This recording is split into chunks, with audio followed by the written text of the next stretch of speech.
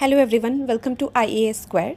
Bihar quick facts में आज की हमारी 5वीं सीरीज़ है और इसमें हम देखेंगे बिहार के कुछ नवीनतम आंकड़ों के बारे में जो कि बिहार आर्थिक सर्वेक्षण 2024-25 से लिए गए हैं। तो आइए शुरू करते हैं। तो उसमें सबसे पहला है, वर्ष 2023-24 में सर्वाधिक वर्षा वाले ज़िले कौन से हैं।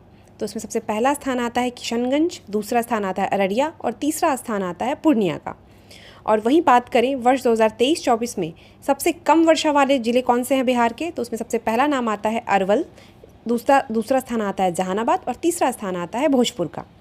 अगले फैक्ट की तरफ आते हैं।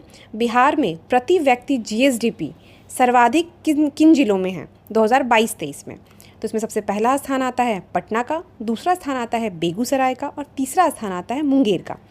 वहीं हम बात करें यदि प्रति व्यक्ति GSDP में सबसे कम बिहार के किन जिलों में है GSDP सबसे कम, तो उसमें स्थान आता है सबसे पहला शिवहर का, दूसरा स्थान आता है सीतामढ़ी का और तीसरा स्थान आता है अररिया का। अगले तथ्य की तरफ बढ़ते हैं। वर्ष 2023-24 में चावल के उत्पादन में शीर्ष 3 जिले कौन से हैं, तो उसमें सबसे पहला नाम आता है रोहतास का, औरंगाबाद दूसरा है और कैमूर तीसरा है।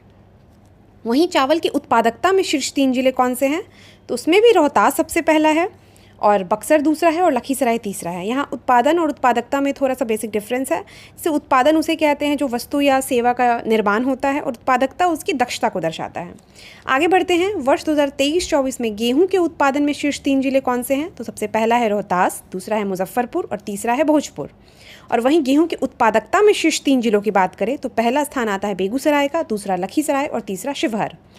मक्का के उत्पादन में शीर्ष 3 जिले कौन से हैं बिहार के, तो पूर्णिया, अररिया और कटिहार।